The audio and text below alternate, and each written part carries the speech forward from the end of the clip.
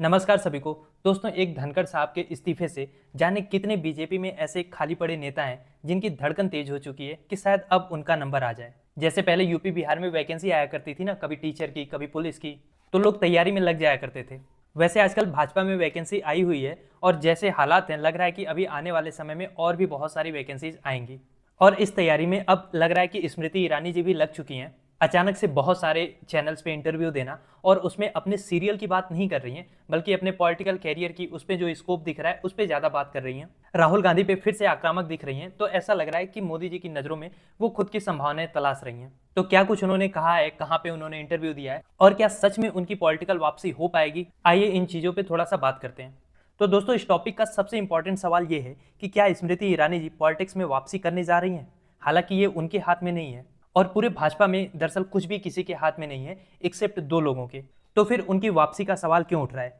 वो इसलिए उठ रहा है कि अचानक से उन्होंने हर चैनल पे इंटरव्यू देना शुरू कर दिया है। आज तक हो, एनडीटीवी हो, रिपब्लिक न्यूज हो, मतलब जितने भी गोदी चैनल्स हैं, जैसे मोदी जी इंटरव्यू दिया करते हैं ना चुनाव से पहले, वैसे ये भी 2-2 घंटों का सोलो इंटरव्यू दे रही हैं जहां पे वही सवाल पूछे जा रहे हैं जो स्मृति जी को और उनकी नैरेटिव को सूट करता है। और रजत शर्मा के आपकी अदालत में भी ये पहुंच चुकी है। और मसला ये है कि वहां पे जाके वो अपने सीरियल को प्रमोट नहीं कर रही हैं, उसकी बात नहीं कर रही हैं, बल्कि ज्यादातर जो सवाल जवाब हो रहा है वो पॉलिटिकल स्पेक्ट्रम पे हो रहा है।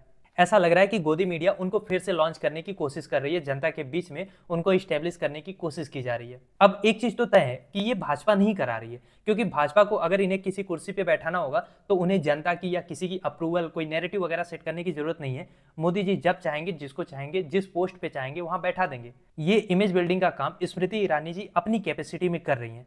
तो अब सवाल आ रहा है क्यों कर रही हैं। देखो, उसके दो रीजन है। या तो इनका जो टीवी पे वापसी हुई है वहां पे इनको ज्यादा स्कोप दिख नहीं रहा है, क्योंकि आप समझ सकते हो कि आज के जमाने में सीरियल की कितनी अहमियत है या वो कितना चल रहा है। एक जमाना था जब इन सीरियल्स की बहुत ज्यादा डिमांड थी, लोगों में बहुत ज्यादा देखा जाता था, इनका सीरियल आता था क्योंकि सास भी कभी बहू थी।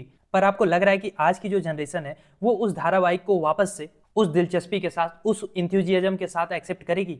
चलने को तो शक्तिमान भी अपने समय में बहुत चलता था, पर क्या उसकी रीलॉन्चिंग मुकेश खन्ना इतना भी चाहते हुए कर पाए? और दूसरा रीजन ये हो सकता है कि आपको पता है कि इस समय बीजेपी और आरएसएस में आपस में कितनी ठनी हुई है। बीजेपी में बहुत ज़्यादा रिसफल होने के चांसेस हैं, बहुत सारे लोगों को मंत्री पद से हटाया जाएगा, बहुत सारे नए लोगों को जोड़ा जाएगा, धनखड़ साहब का पहला विकेट गिर ही चुका है।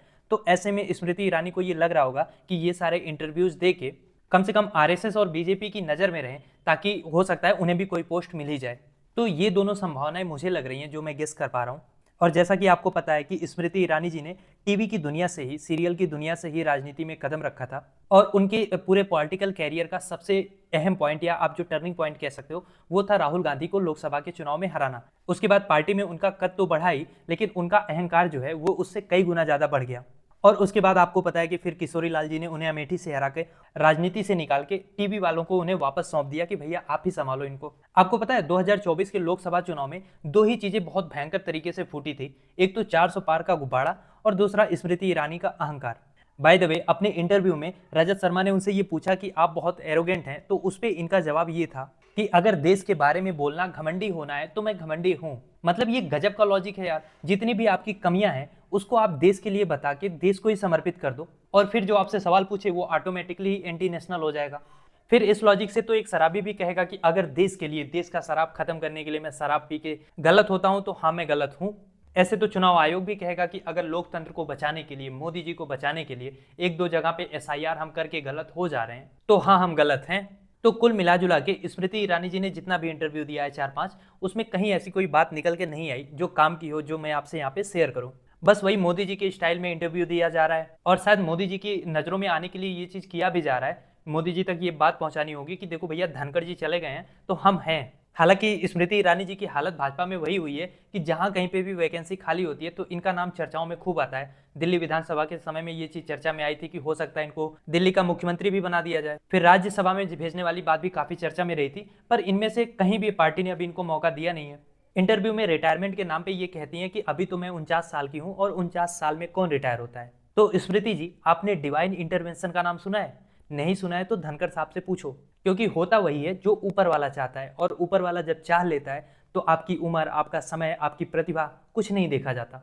और ऊपर वाले से मेरा मतलब वो दो गुजराती हैं जो सबसे ऊपर बैठे हैं, क्योंकि अभी रिटायरमेंट से 10 दिन पहले धनखड़ साहब ने कहा था कि अभी मैं कहीं 2027 में अपना कार्यकाल पूरा करने के बाद रिटायरमेंट की सोचूंगा। पर क्या उनको सोचने का मौका मिला?